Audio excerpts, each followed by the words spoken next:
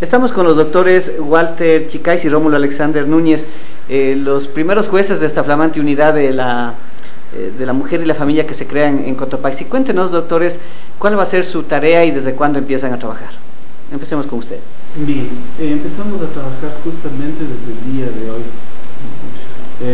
Nuestras funciones es lo que venía conociendo la Comisaría en calidad de Comisaría contra la Violencia de la Mujer y la Familia. Esas competencias se nos ha atribuido a nosotros, a esta unidad.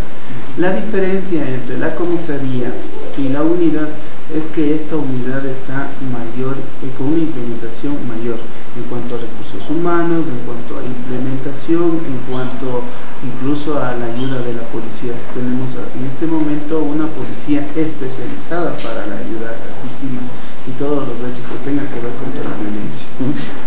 Asimismo, contamos con un médico, con un psicólogo y con una trabajadora social. Ahora, cuéntanos cualquiera de los dos jueces, ¿qué es esto del maltrato a la mujer y a la familia?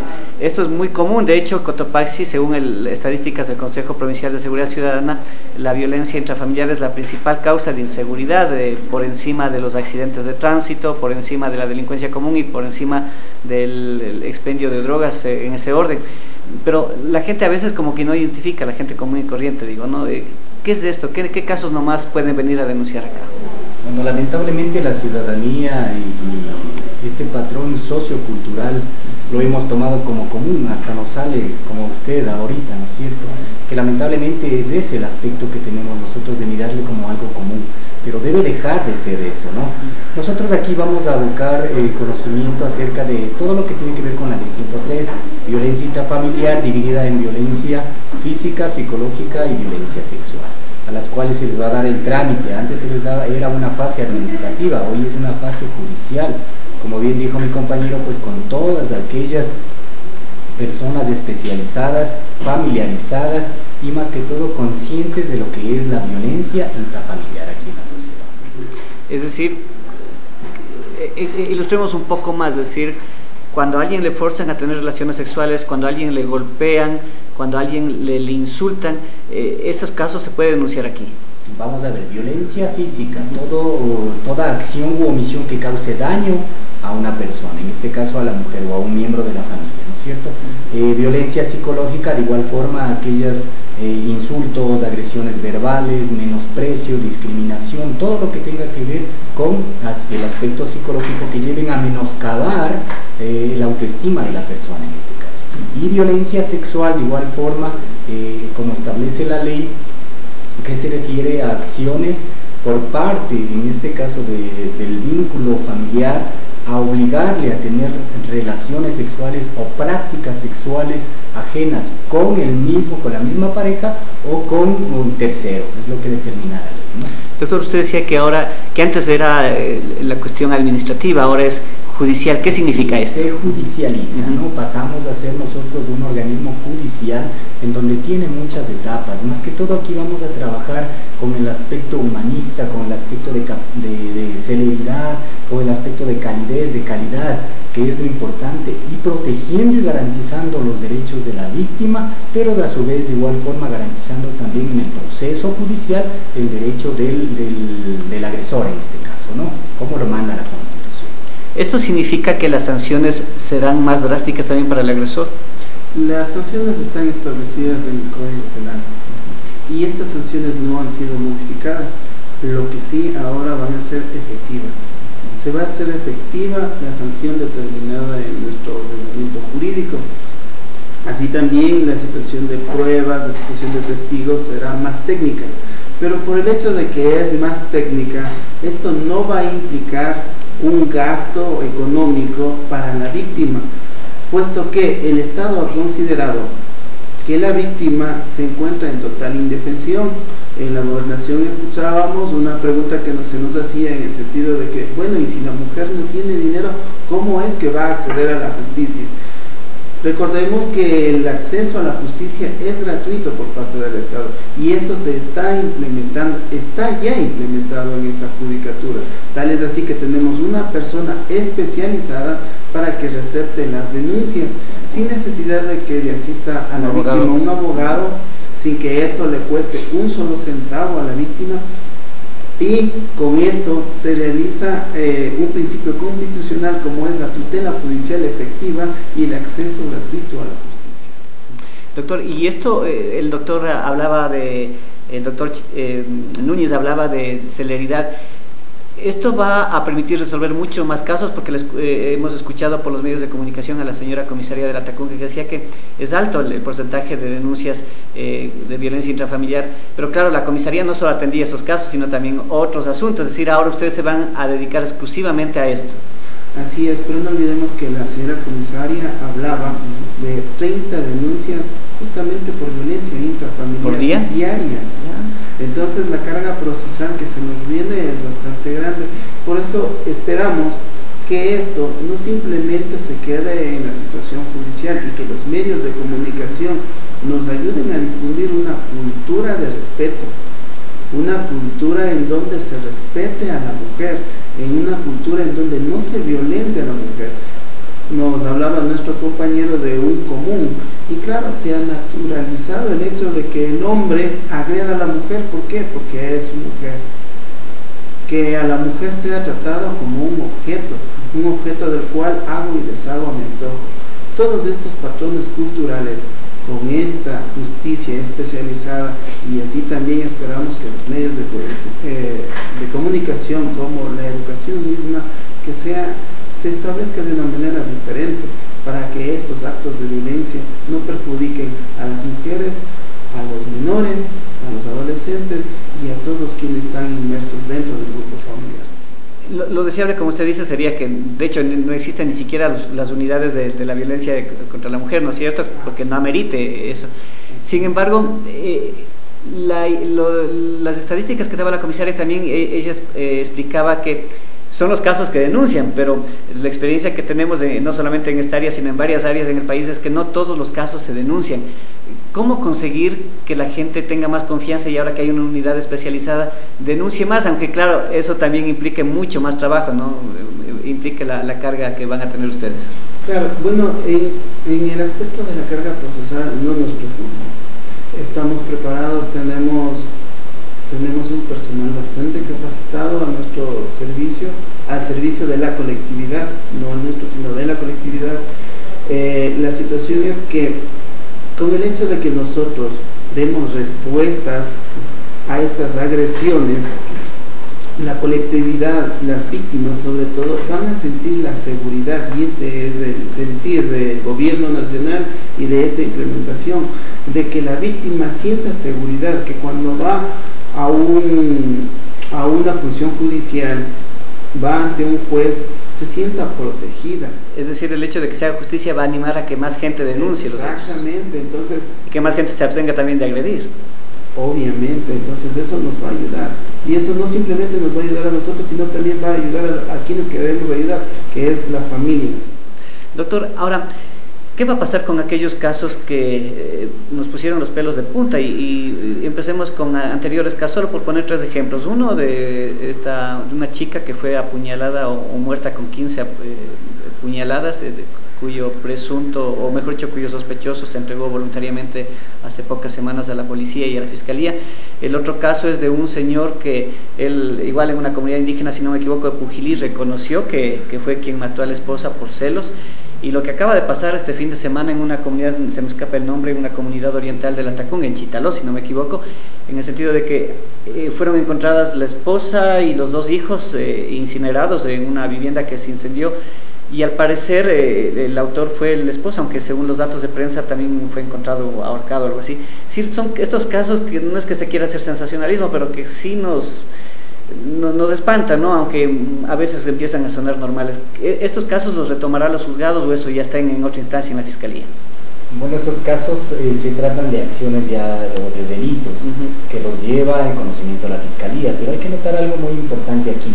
El hecho de violencia lamentablemente enraizado en nuestra sociedad no permite de que aquella persona salga de ese círculo de violencia, ¿no es cierto? Entonces ese círculo de violencia que ha generado le lleva a la última etapa, que es en este caso la muerte. Y lo que queremos y propendemos con una justicia imparcial, con una justicia con equidad de género, con igualdad de derechos, que aquellas personas se sientan seguras y se acerquen a denunciar. Para nosotros, amparados en la ley, en los convenios internacionales, en la Constitución, emitir unas medidas de amparo que establece la misma ley. Claro está que a lo mejor algunas personas van a pensar que no, que la boleta de amparo, la medida de amparo que me den no me va a servir.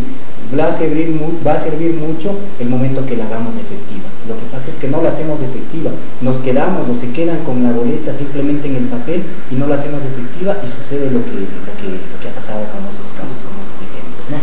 Aquellos delitos obviamente pasarán a la Fiscalía.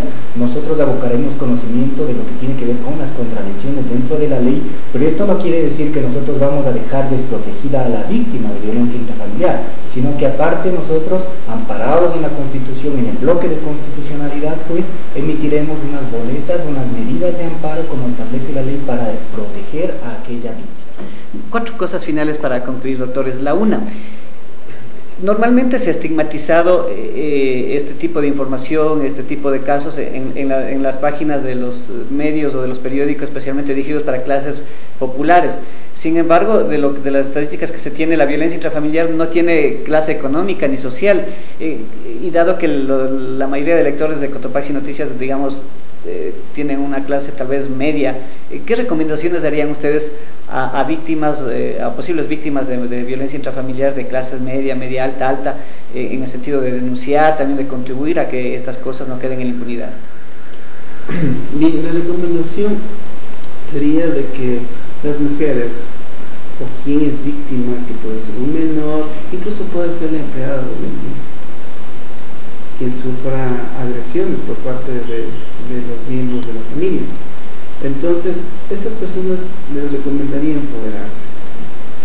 La autoestima de estas personas es bastante baja para dejarse manipular a veces y violentar sus derechos. Entonces, que se empoderen, que no tengan miedo, que si el Estado ha creado estas unidades judiciales es justamente por una necesidad, y esa necesidad va a tener respuesta en estos juzgados, va a tener una acción y va a tener una sanción de ser el caso. La otra pregunta es, bueno, lastimosamente las estadísticas de violencia intrafamiliar afectan principalmente a las mujeres y obviamente a los niños, pero también hay estadísticas, aunque en menor grado, que los hombres son las víctimas. En cambio, ¿cómo lograr también esa equidad, ese trato equitativo aquí en la unidad judicial? Sí, pero hay que considerar mucho más allá de que la mujer ha venido siendo siempre víctima, ¿no? Que son casos esporádicos, pero que no hay que minimizarlos de acuerdo a las estadísticas. Se va a actuar con la misma imparcialidad, con la misma justicia, con la misma actitud de sancionar y de hacer justicia como nosotros como encargados de esto, ¿no? Entonces, lo que queremos es evitar, disminuir, como dijo mi compañero, pues hacemos un llamado a toda la ciudadanía, sin extracto social alguno, sin distinguir algún extracto. ¿Por qué? Porque la violencia está enraizada desde la antigüedad, desde la creación mismo de nosotros como personas, está ya dentro de nuestra sociedad, y lo que queremos es que se empodere y salgamos a denunciar para sancionar a aquella. Lo otro, ustedes van a hacer, digamos, la tarea de sancionar, si cabe el término, ¿cierto? Pero, ¿qué otras instituciones deberían trabajar para erradicar esto de la violencia intrafamiliar? Y como decíamos, ojalá no sea necesario tener una unidad. Obviamente eso no significa que ustedes se van a quedar sin trabajo, sino que se especializarán en otras áreas, ¿no?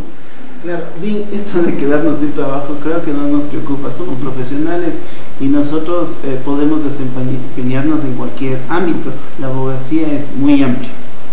Para empezar. Segundo, claro, necesitamos de la ayuda de muchas personas, de muchas instituciones. Cabe anotar que en el artículo 13, numeral 8 de la Ley contra la Violencia de la Mujer y la Familia, nosotros podemos mandar a hacer tratamientos psicológicos tanto a la víctima como al agresor, que bienvenido sería incluso para restituir esa familia, sea que se restituya o sea que se separe la pareja. Pero sí, en todo caso, ahí también estamos viendo el bienestar de los menores. ¿Por qué? Porque un menor que crezca en un ambiente familiar hostil, no va a crecer de una manera adecuada, no va a desenvolverse en un ambiente sano como propugna la Constitución y la ley. Finalmente, ¿cuál es el proceso ya? Ilustremos un poco cómo tiene que hacer una víctima de maltrato. Supongamos alguien de una comunidad rural de Pujilillos, que yo que sé, un fin de semana, es decir, tiene que esperar al lunes. ¿Qué tiene que hacer primero? ¿Tiene que acercarse directamente acá o en el teniente político? ¿Cómo son los papeles, los trámites, un poco para que la gente se oriente? Ya, nosotros tenemos una jurisdicción que es el Cantón de Atacocha. ¿Ya?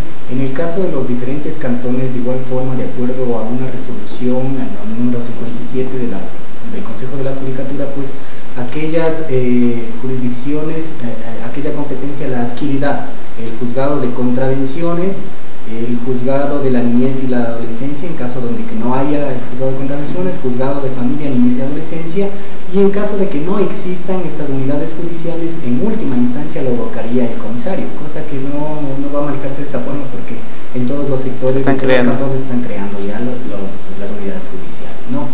Entonces, el trabajo que vamos a desempeñar aquí, la víctima dentro de nuestra jurisdicción llega a la oficina de sorteos. Si llega en el estado de crisis, inmediatamente hay una persona, como dijo el compañero, capacitada, que va a ser quien recete la denuncia, quien haga directamente el abordaje.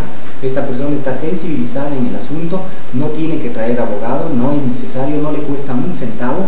Entonces, luego de que la compañera hace el abordaje, realiza la denuncia y se envía a la sala de sorteos.